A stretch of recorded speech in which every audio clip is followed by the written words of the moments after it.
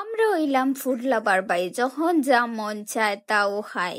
So hello everyone, আসসালামু আলাইকুম। কিতা অবস্থা সবার? আশা করি সবাই ভালো আছেন।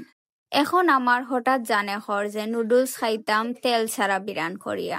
প্রতিদিন সন্ধ্যাবেলা আমরা কিছু না কিছু খাওয়া লাগে, আজকে খাইরাম নুডলস। আর আমার গ্যাস্ট্রিকে প্রবলেম করে, এর লাগিয়া আজকে খাইমু তেল ছাড়া নুডলস। গরম পানিত ফয়লা বয়াই লিছি, গরম পানি উতরানির পরে এখন নুডলস সারি দিছি।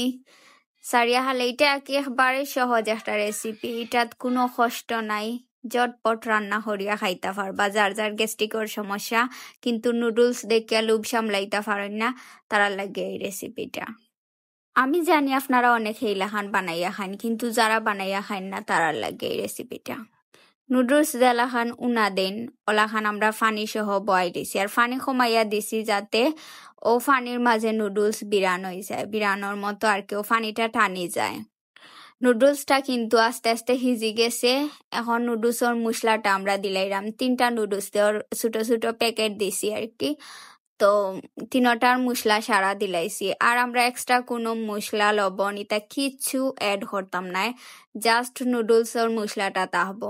ও নুডলসের মশলার মাঝে আর কি নুডলসটা আর কি বাজা বাজা হইতো, মশলাটা সাইডও বাই লাগতো নুডলসর।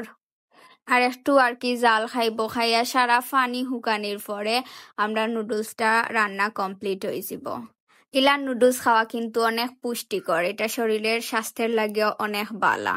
দেখতে পারা আপনারা আমরা নুডলস পুরা রান্না কমপ্লিট হয়ে গেছে, আর পানিটা একেবারে শুকাই গেছে। এখন আমি মৌমিতারে নিয়ে দিলাম।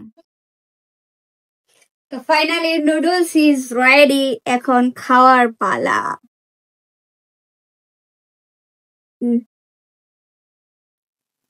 কেমন হয়েছে? এখন ভিডিও করা সস দিলাম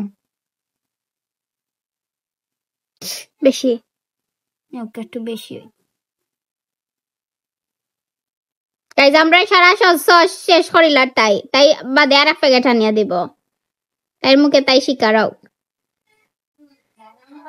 নো সস এগুলো আনে খেয়ে, আমি সারা খেয়ে আনে খানে, আমি আনি বিকজ আই এম সস লাভার।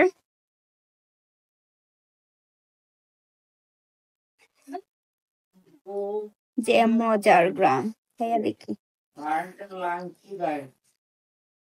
দেখি আজকে রাঁধছি রামেন।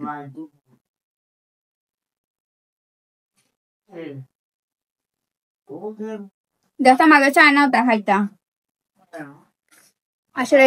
আর এখন তুমি খাইয়া বনি করে দিলাই মানে ইয়েস, তুমি কিতা ফার্স্ট খাই রায়নি না আরো খাইছন বানাইলাম, আর কেউটা জীবনেও খাইছো? আল্লাহ, আর কেউটা জীবনেও খাইছন না গাইজ? হ্যাঁ খাইছন, কমেন্ট করিয়া জানাও খা।